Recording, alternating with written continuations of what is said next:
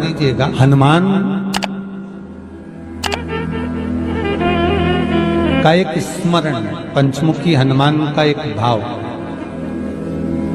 महाराज जैसे बहुत ज्यादा तकलीफ अगर व्यक्ति को हो गई है, बहुत कष्टमय जीवन चल रहा है, हार गए हर जगह से और तकलीफमय जीवन चल रहा है, तो पंचमुखी हनुमान का एक शिव महापुराण का और स्कंद पुराण का एक बड़ा सुंदर मंत्र है। उस मंत्र को आप सब एक बार हमारे साथ में बोलें। ओम नमो हनुमते रुद्र अवताराय सर्व शत्रु संहारणाय सर्व रोग हराय सर्व वशीकरणाय रामदूताय स्वाहा। बस इस मंत्र को हाथ में काली तिल लेकर, एक जौ लेकर और गूगल लेकर, थोड़ा सा उसमें गाय का घी डालकर, कंडे को या अग्नि को जलाकर इस मंत्र का 11 बार 21 बार जाप कर कर अपनी कामना कर कर छोड़ दीजिए। कैसा भी रोग हो, बीमारी हो, कष्ट हो, दुख हो, तकलीफ हो, 21 दिन के अंदर वो आनंद आना प्रारंभ कर देता है। इस मंत्र, स्कंद पुराण का, शिव महापुराण का ये मंत्र मूल पंचमुखी हनुमान सुख देंगे। और एक और चीज याद रखिए महाराज, यदि कोई काम के लिए जा रहे हो, कोई व्यापार के लिए जा रहे हो या नौकरी करने के लिए जा रहे हो और लगी नहीं रही, बहुत तकलीफ पा रहे हो, सर्विस ही नहीं लग रही, बहुत कष्टमय हो गया, तो निवेदन करूंगा 5 पीपल के पत्ते पर बेसन के 5 लड्डू घर में बने हुए, गाय के घी के 5 लड्डू रख लो। उस लड्डू के बीचों बीच एक आटे का दिया और उसमें तिल्ली का तिल डालकर इसी मंत्र का प्रयोग कर कर पंचमुखी हनुमान का किसी भी हनुमान के मंदिर में जाकर, दक्षिण मुखी हनुमान के मंदिर में जाकर उसको रख कर आ जाइए। इसके बाद आप उस काम के लिए जाइए, आपका काम सफल हो जाएगा। आपको किसी को नहीं कहना पड़ेगा कि हाथ जोड़ना नहीं पड़ेगा, किसी के पांव नहीं पड़ना पड़ेंगे, तुरंत काम होगा। बस इस मंत्र का स्मरण कर कर पंचमुखी हनुमान का भूतेश्वर जो मंत्र है वो सुख देने वाला। पूरे घर में वास्तु के हिसाब से केवल एक दीवार ऐसी होती है जहां पर हनुमान जी का चित्र लगाया जाए।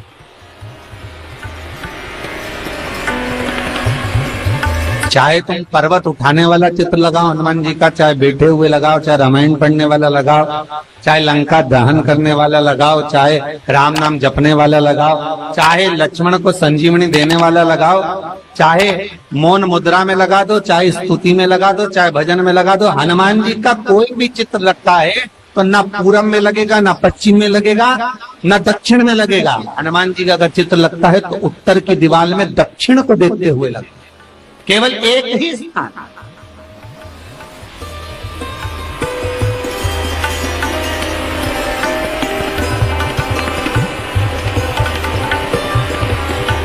जैसे पूर्वजों के चित्र को, पितरों के चित्र को, गए हुए हमारे जीवों के चित्र को दक्षिण में विराजमान किया जाता है, उसी तरह हनुमान को उत्तर में विराजमान कर कर दृष्टि दक्षिण में कर दी।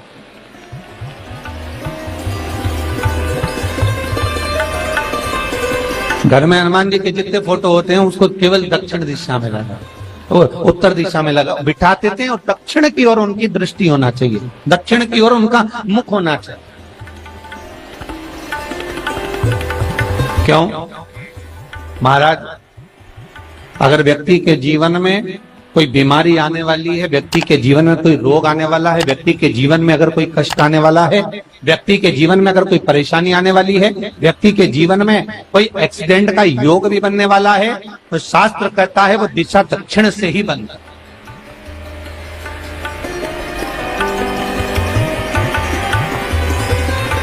ये दक्षिण जो दिशा है ये यम की दिशा। यहाँ संपूर्ण परिवार के साथ यमराज अपने आनंद में निवास करते। और जब हमारे घर में, हम ये नहीं कह रहे कि आप हनुमान जी का फोटो लगाओ, हम ये भी नहीं कह रहे, आपके घर में हो, और आपने अगर विराजमान कर रखा है किसी दिशा में, तो हमारा तो निवेदन रहेगा, अभी तक आपने अगर जैसा रखा, पर एक बार दिशा बदल कर देखना कि रोग, बीमारी, कष्ट, दुख, तकलीफ में आपको लाभ मिला कि ना। हनुमान जी ने केवल दक्षिण दिशा की ओर अगर मुख कर हमने विराजमान कर दिया, फोटो ही विराजित किया। हम ये नहीं कहेंगे आपसे कि आप बाजार से फोटो खरीद के लाओ फिर लगाओ, नहीं, आपके घर में हो तो आप लगा दें, आपके घर में हो तो विराजमान।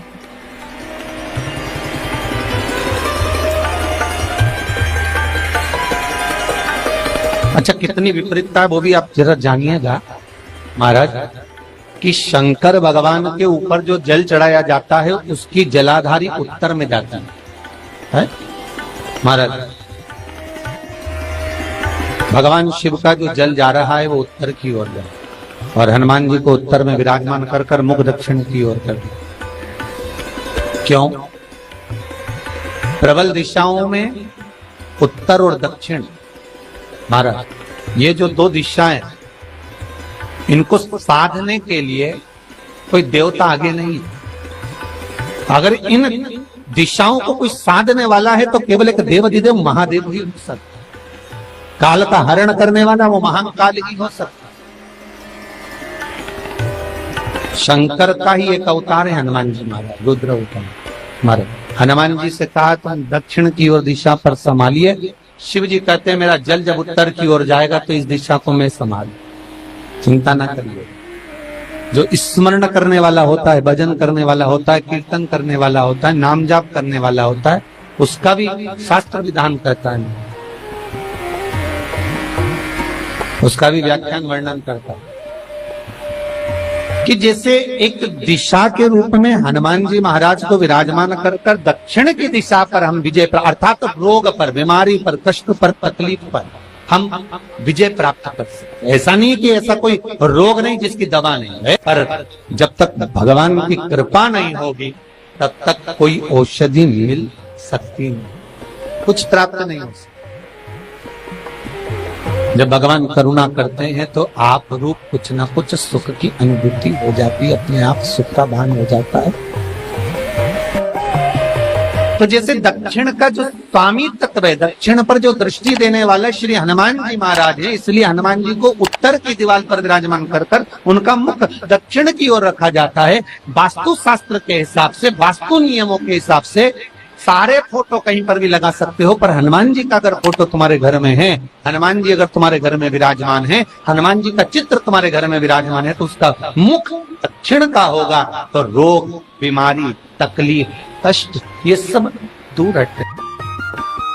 कई लोग प्रश्न करते हैं, गुरुजी आप कहते हो कि हनुमान जी महाराज शंकर भगवान का एक अंश स्वरूप है, एक अंश। पूरी शिव महापुराण की कथा को उठाकर देखिए, स्कंद पुराण को, मत्स्य पुराण को, कूर्म पुराण को उठाकर देखिए। एक बाणासुर का चरित्र और एक श्री हनुमान जी महाराज का चरित्र बहुत सुंदर।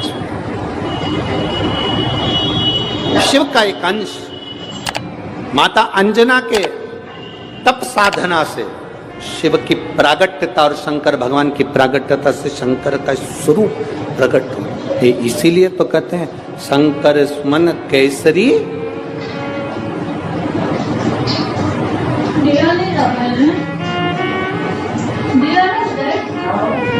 शिव का एक स्वरूप है हनुमान जी। हम तो हमेशा कहते हैं अगर आप हनुमान जी का भी दर्शन कर रहे हैं तो ये अंदाजा लगा कर रखें कि आप शंकर का दर्शन कर रहे हैं। आप शंकर का दर्शन कर रहे हैं तो ये अंदाजा लगा कर रखें कि आप हनुमान जी का दर्शन कर रहे हैं। सब एक, कोई भेद नहीं, सब एक, कोई भेद नहीं। देवताओं, आप एक बेलपत्र,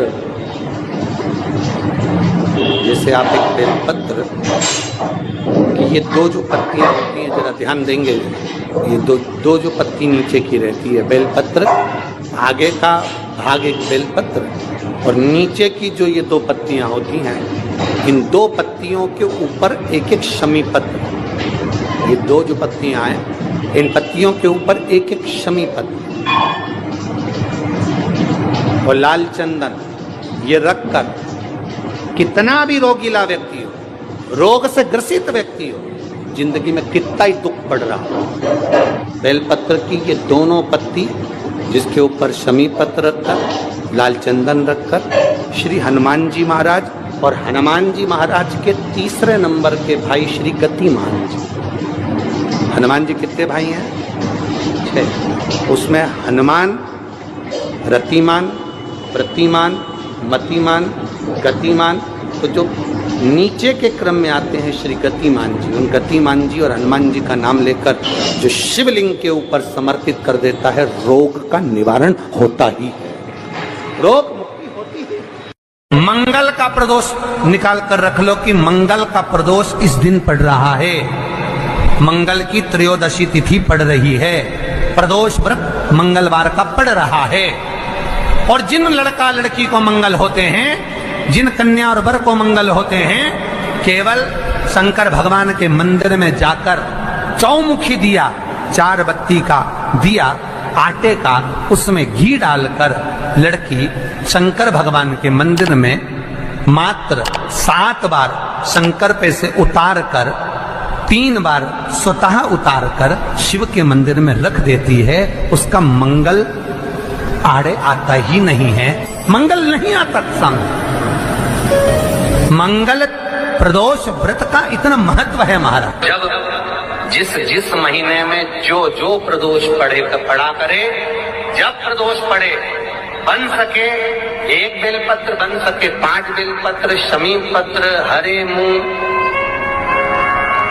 हरा मूंग, बेलपत्र, एक कलश के अंदर थोड़ा सा पानी लेकर 1 बेलपत्र, हरा मूंग, शमी पत्र डालकर और उसमें थोड़ा सा गुड़ डालकर भगवान शिव का स्मरण कर कर प्रदोष काल में, मान लो कोई काम आपका बहुत जरूरी है, बहुत दिनों से अब थक गए हैं, नहीं हो रहा, कर्जा बढ़ रहा है, धन नहीं आ रहा, व्यापार नहीं चढ़ रहा, या कोई समस्या बहुत प्रबल है, कोई एग्जाम में बैठ रहे हो, नहीं हो रहा, परीक्षा भी दे दी है, रिजल्ट आने ही वाला है, तो भी प्रदोष काल में, प्रदोष के समय वो जल, मूंग, शमी पत्र और बेलपत्र और गुड़ का शंकर के शिवलिंग को समर्पित करना प्रारंभ कर दो।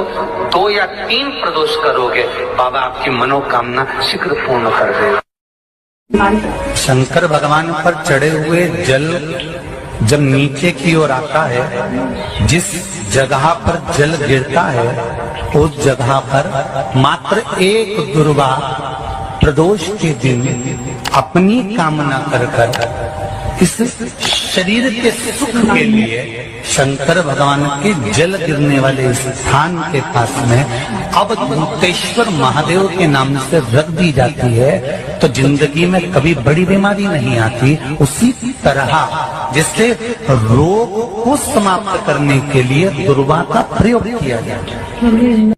कभी ऐसा योग लगे आपके जीवन में कि आप जिस व्यापार को आपने करा, उस व्यापार में आपको फल नहीं मिला, फिर आपने व्यापार चेंज करा, फिर बदल कर देखा, फिर उस व्यापार को कर देखा, उसमें फल नहीं मिला, फिर आपने वापिस व्यापार को बदलने का विचार किया, तो हमारा निवेदन रहेगा उस व्यापार को बदलने से पहले एक काम जरूर कर देखो। 3 स्थान पर बेलपत्र को चढ़ा कर देखिएगा। अगर आपको लगे कि मैंने व्यापार बदल लिया, एक बार बदला, कई लोग ऐसे भी होते हैं जो पैसा इकट्ठा करते हैं, धन एकत्रित करते हैं, और कोई व्यापार ऐसा कर लेते हैं जिस व्यापार में धन चले जाता है तो वो धन वापिस नहीं आता, वो व्यापार का धन वापिस नहीं आता, तो बड़े दुखी होता है कि भाई मेरा गया हुआ पैसा नहीं आ रहा, मैं बड़ा कष्ट में हूं, मेरा खुद का ही आ जाए ना तो मैं निहाल हो जाऊं, मेरा अपना ही नहीं आ रहा जो गया हुआ है, तो मैं क्या वर्णन करूं उसको, क्या। उनके लिए भी ये प्रयोग, ये शिव विद्येश्वर संहिता का ये भाव बड़ा सुंदर है। आप व्यापार पर व्यापार बदल कर देख लिए, धन भी हमारा कहीं डूब गया, आ नहीं रहा है।